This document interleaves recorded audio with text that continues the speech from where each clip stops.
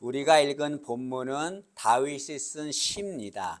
다윗은 자신은 지금 기가 막힐 웅덩이와 수렁에 빠져 있다라고 말합니다. 이 기가 막힐 웅덩이는 파멸의 웅덩이란 뜻입니다. 그래서 탈출이 불가능한 곳을 말합니다. 그리고 수렁은 발버둥 칠수록 더 빠지는 곳을 말합니다. 이것은 다윗은 지금 자신의 힘으로는 해결할 수 없는 어려움을 당하고 있다라고 말하고 있는 거죠.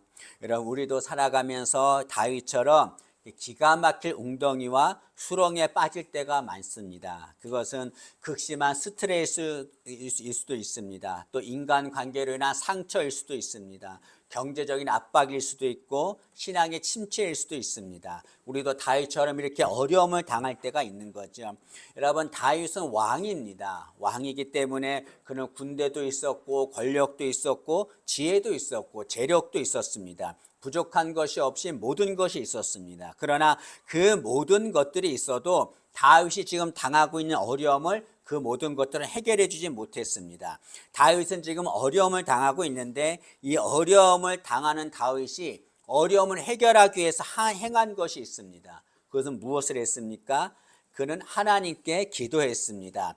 다윗은 어려움을 당하자 하나님께 도와달라고 부르짖었다라고 말하고 있습니다. 이게 부르짖었다고 하는 것은 모든 힘을 다하여 간절하게 기도했다는 것을 말하는 거죠. 다윗은 자신의 힘으로 해결할 수 없는 어려움이 있었습니다. 그 어려움을 해결받기 위해서 하나님 앞에 온 마음을 다하여 힘을 다하여 도와달라고 간절하게 기도한 거죠. 여러분, 우리도 어려움을 당하면 다윗처럼 간절하게 기도해야 합니다. 부르짖어야 합니다. 가만히 있으면 안 됩니다. 여러분, 인간의 능력은 한계가 있습니다. 그래서 모든 문제를 해결하지 못합니다. 그러나 하나님은 전능하신 분이십니다. 무엇이든지 해결할 수 있고 어떤 문제도 해결할 수 있습니다. 때문에 어려움을 당하면 내 힘으로 해결하려고 하지 말고 전능하신 하나님께 도와달라고 부르짖어 기도해야 될 줄로 믿습니다. 다윗은 하나님께 도와달라고 간절히 부르짖으며 기도했습니다. 그런데 놀랍게도 하나님은 다윗의 부르짖음에 응답하지 않았습니다. 하나님 도와주세요라고 간절하게 부르짖으며 기도했는데 하나님이 다윗의 기도에 응답하지 않습니다. 우리도 이럴 때가 있습니다. 어려움을 당해서 하나님 도와달라고 간절히 기도하는데 하나님이 응답하지 않을 때가 있어요. 하나님이 침묵하십니다. 그러면 하나님께 실망하지요. 또 그리고 하나님을 원망하고 또 어떤 사람은 기도하는 걸 포기하기도 합니다. 다윗은 하나님 앞에 기도했는데 하나님이 응답하지 않았습니다. 그러나 다윗은 하나님이 응답하지 않아도 실망하거나 포기하지 않고 하나님이 응답하실 때까지 기다립니다.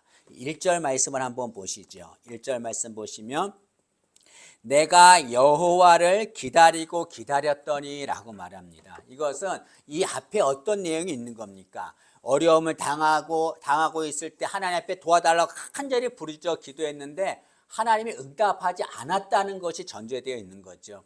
하나님이 응답하지 않자 다윗은 하나님께 원망하지 않습니다. 실망하지 않고 포기하지 않습니다. 어떻게 합니까? 그는 하나님이 응답하실 때까지 기다립니다. 여기 특히 다윗은 기다리고 기다렸다라고 말하고 있습니다. 이것은 흔들리지 않고 하나님이 응답하실 때까지 인내하며 기다렸다는 것을 말합니다. 여러분, 다윗은 하나님이 응답하지 않아도 흔들리지 않고 인내하면서 하나님이 응답 주실 때까지 기다렸습니다. 다윗은 어떻게 하나님이 응답하지 않아도 인내하면서 응답 주실 때까지 기다릴 수 있었습니까? 그것은 다윗은 확고하게 하나님을 신뢰했기 때문에 그렇습니다. 여러분, 다윗은 이전에도 어려움을 당했습니다. 많은 어려움을 당했죠. 다윗은 목동이었습니다. 양을 치는 목동이었는데 사자나 곰이 양을 공격합니다. 그런 어려움을 당했습니다. 또 골리앗과 싸워야 하는 어려움도 당했습니다. 사울 왕이 자신을 죽이려고 하는 어려움도 당했었습니다. 그러나 그런 어려움을 당할 때마다 하나님은 다윗을 도와주셨습니다. 다윗은 그런 하나님을 진심으로 신뢰했고 지금 응답이 없어도 부르짖어 기도했는데 응답이 없어도 하나님께서 반드시 도와주실 것을 믿고 그 하나님을 신뢰하고 기다린 거죠. 때문에 하나님을 신뢰하기 때문에 응답이 없어도 다윗은 흔들리지 않고 기다릴 수 있었습니다. 아마 다윗은 이렇게 고백하면서 기다렸을 것입니다.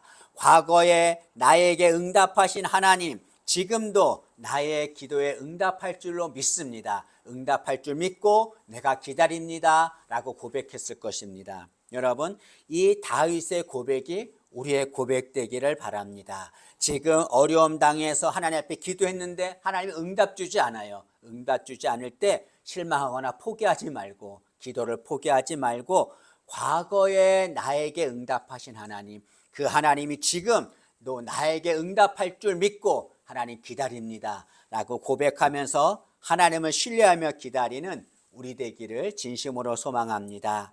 여러분, 우리가 기억해야 할 것이 있습니다. 그것은 하나님이 우리의 기도에 응답하지 않는 것은 우리를 외면하시는 것이 아니라는 거죠. 하나님이 우리의 기도에 응답하지 않는 것은 뒤에서 우리를 위해서 일하고 계시다는 것을 말씀합니다. 여러분, 중국에 모소 대나무가 있습니다. 이 대나무는 아무리 물을 주어도 4년 동안 거의 자라지 않습니다. 대신에 보이지 않는 땅 속으로 뿌리를 깊이 내립니다. 그러다가 5년째가 되면 단 몇 주 만에 20m가 넘게 폭발적으로 이 대나무는 자랍니다. 여러분, 사람들 보기에 이 모소 대나무에는 4년간 아무 일도 일어나지 않는 것처럼 보입니다. 그러나 보이지 않을 뿐이지 보이지 않는 곳에서 생명의 뿌리가 견고하게 뿌리 내리고 있었던 겁니다. 마찬가지로 우리가 기도해도 하나님이 응답하지 않고 우리가 기다리게 하는 것은, 아무리 기도해도 하나님이 응답 주지 않고 기다리게 하는 것은 우리의 영적인 뿌리를 더욱 깊고 단단하게 내리도록 하나님이 일하고 계시는 것입니다. 하나님은 절대로 쉬지 않습니다. 우리가 기도하는 것보다 더 열심히 하나님은 우리를 위해서 일하십니다. 여러분, 때문에 지금 당장 응답이 없어도 실망하지 말고 하나님을 신뢰하고 기다리는 우리 되기를 진심으로 소망합니다. 여러분, 우리가 하나님을 신뢰하고 기다리면 하나님은 반드시 응답을 주십니다. 다윗도 하나님의 기도에도 응답 주지 않고 기다렸더니 하나님께서 그의 부르짖음을 들으셨습니다. 1절을 다시 한번 보시죠. 1절 다시 보시면, 내가 여호와를 기다리고 기다렸더니 귀를 기울이사 나의 부르짖음을 들으셨도다. 다윗이 기도했는데 하나님이 응답 주지 않아요. 다윗은 실망하지 않고 기다립니다.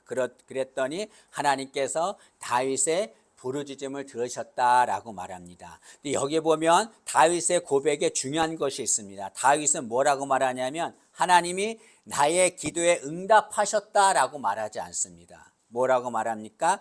나의 기도에 귀를 기울이셨다라고 말하고 있습니다. 이것은 마치 부모가 아이의 작은 소리를 듣기 위해서 몸을 굽혀서 그 아이에게 귀를 가까이 대는 모습을 연상시킵니다. 여러분, 우리는 하나님이 응답하지 않으면 하나님 멀리 계셔서 내 기도를 듣지 않는다라고 생각합니다. 그러나 그렇지 않습니다. 하나님은 우리가 웅덩이와 수렁에 빠져 있을 때 그 밑바닥까지 찾아오셔서 우리 가까이에 오셔서 우리에게 귀를 기울이십니다. 그리고 우리의 기도와 우리의 신음과 우리의 탄식을 모두 들으십니다. 하나님은 절대로 우리의 기도를 외면하지 않습니다. 여러분, 지금 응답이 없기 때문에 하나님 내 기도를 듣지 않는다라고 생각하는 이들이 있을 것입니다. 절대로 그렇지 않습니다.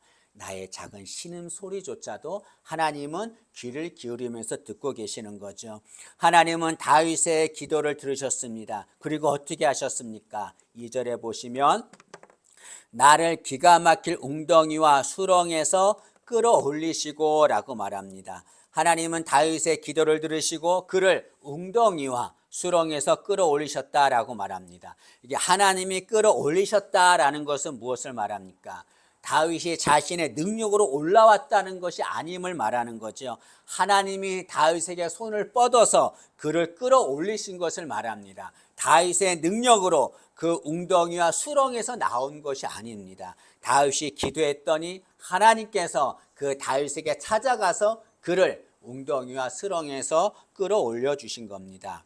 여러분, 지금은 주님 오심을 기다리는 대린절입니다. 주님께서 이 땅에 오십니다. 이 땅에 오신 이유가 무엇입니까? 우리를 웅덩이와 수렁에서 끌어올리시기 위해서 오신 겁니다. 여러분, 우리는 죄라고 하는 웅덩이와 수렁에 빠져 있었습니다. 이 수렁에서 빠진 우리들이 헤쳐나오려고 많은 노력을 합니다. 선행과 지식으로 그 웅덩이와 수렁에서 빠져나오려고 합니다. 그러나 불가능합니다. 절대로 빠져나올 수 없습니다. 그래서 주님께서 이 땅에 오신 것이요. 이 땅에 오셔서 우리에게 손을 내미시고 우리를 웅덩이와 수렁에서 끌어올리시기 위해서 이 세상에 오신 것입니다.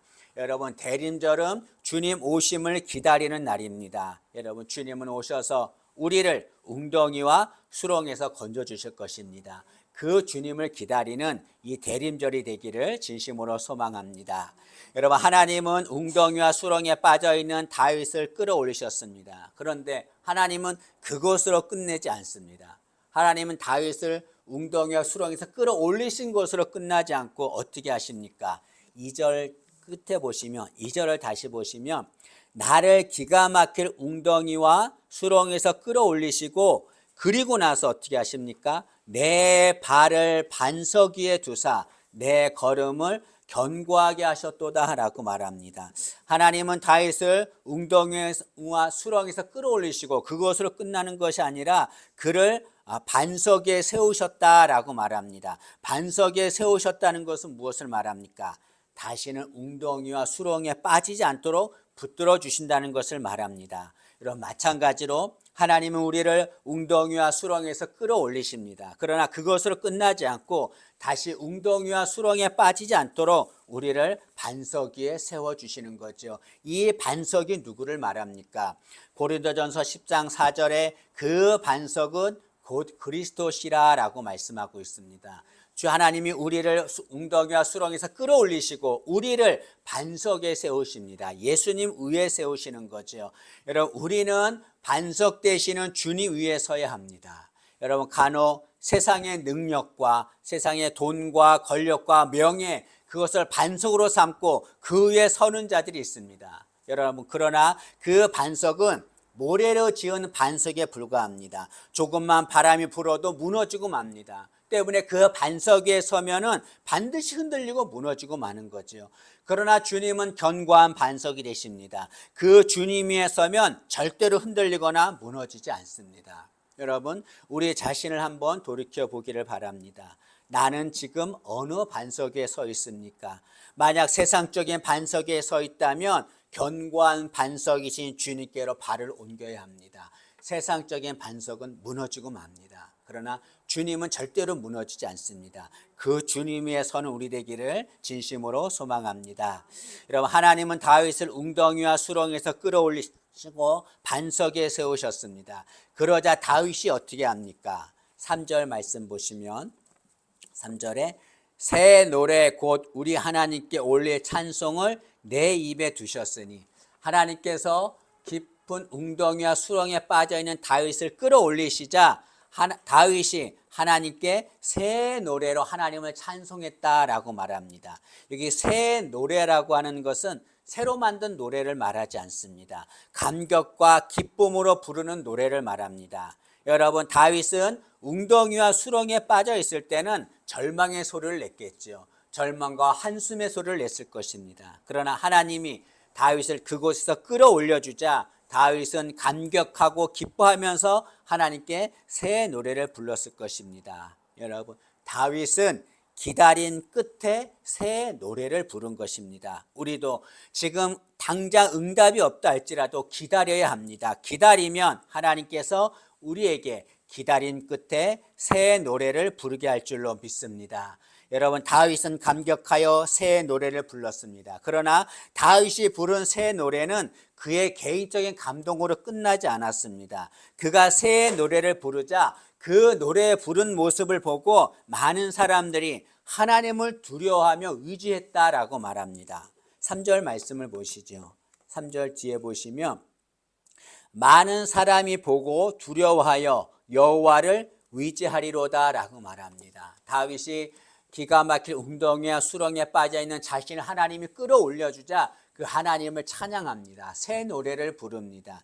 그러자 그 노래를 들은 사람들이 하나님을 두려워하며 의지합니다. 이것은 하나님을 믿었다는 것을 말하는 거죠. 다윗이 부른 새 노래가 많은 사람들을 하나님께로 돌아오게 하는 구원의 통로가 된 것입니다. 많은 사람들은 다윗이 부른 새 노래를 듣고서 이렇게 말했을 것입니다. 저 다윗을 웅덩이와 수렁에서 건져주신 하나님이라면 내가 웅덩이와 수렁에 빠져 있을 때도 그 하나님은 나를 끌어올려 주실 것이다. 나를 건져 주실 것이다. 그 믿음을 갖고서 하나님을 믿게 되었을 것입니다. 다윗이 부른 새 노래는 사람을 하나님께로 돌아오게 하는 구원의 통로가 되었습니다. 여러분, 우리도 올 한 해인데 다 저물어 가잖아요. 올 한 해 살았는데 올 한 해 동안 우리는 하나님께 많은 은혜를 받았습니다. 존 뉴턴이라고 하는 사람이 있는데 이 사람은 노예 선장입니다. 노예를 파는 일이죠. 악한 자였습니다. 그러나 그가 회심하고 목사가 되었습니다. 그가 목사가 되고 나서 고백한 말입니다. 그는 이렇게 고백합니다. 나는 천국의 모든 성도들보다 더 자랑할 것이 하나 있다. 그것은 하나님의 모든 자녀들 가운데 내가 예수님을 제일 많이 필요로 했던 사람일 것이다. 존 뉴턴은 이렇게 고백합니다. 많은 사람들 중에서 내가 예수님을 제일 많이 필요로 한 사람이다. 그것이 나의 자랑이다라고 말하고 있습니다. 여러분, 마찬가지로 우리도 누구보다도 주님의 은혜가 제일 많이 필요한 자들입니다. 우리는 예수님 아니면 살아갈 수 없어요. 예수님의 은혜가 제일 많이 필요한 자들입니다. 그런 우리에게 예수님께서는 한 해 동안에 많은 은혜를 주었습니다. 많은 은혜를 받은 우리는 어떻게 합니까? 그 하나님께 새 노래로 찬양해야 되는 거죠. 우리가 새 노래로 하나님을 찬양하면 우리가 부르는 새 노래를 통해서 우리 가정이 하나님께 돌아올 것입니다. 내가 부른 새 노래를 통해서 많은 사람들이 하나님께 돌아오게 될 줄로 믿습니다. 여러분, 다윗은 기다림 끝에 새 노래를 부르게 되었고 그로 인하여 많은 영혼들이 하나님께 돌아오는 은혜를 체험했습니다. 우리도 마찬가지입니다. 여러분, 지금 웅덩이와 수렁에 빠져서 하나님이 끌어올려 주시기를 기다림의 시간을 보내는 이들이 있을 것입니다. 그런데 기다림을 견디지 못해서 괴로워하며 절망하는 이들도 있을 것입니다. 그러나 여러분, 기억해야 할 것이 있습니다. 기다림은 절대로 절망의 시간이 아닙니다. 기다림은 새 노래를 부르게 할 은혜의 시간입니다. 이것을 기억하길 바랍니다. 하나님은 우리가 신뢰하실 분이십니다. 지난 세월 우리를 도우셨던 하나님, 지금도 우리를 도우실 것입니다. 지금 당장 응답이 없다 할지라도 믿음으로 기다리면 하나님께서 다윗의 부르짖음을 들으시고 그를 웅덩이와 수렁에서 들어 올리신 것처럼 우리를 들어 올려 줄 줄로 믿습니다. 응답을 줄 줄로 믿습니다. 지금 당장 응답이 없어도 하나님을 신뢰하며 기다려야 합니다. 그러면 하나님이 우리를 웅덩이와 수렁에서 건지실 것입니다. 그리고 우리는 기다림 끝에 새 노래를 부르게 될 줄로 믿습니다. 하나님을 신뢰하고 기다려서 기다림 끝에 새 노래를 부르는 은혜를 체험하는 우리 모두가 되기를 진심으로 소망합니다.